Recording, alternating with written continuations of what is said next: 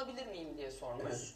Böyle öksürük türleri vardır Ben de yani öyleyim. değişik zamanlarda. Mesela kiminde sabah kalktığı zaman tutar öksürük, kiminde yatar pozisyona geçince olur, kiminde güldüğü zaman, konuştuğu zaman öksürük tutabilir.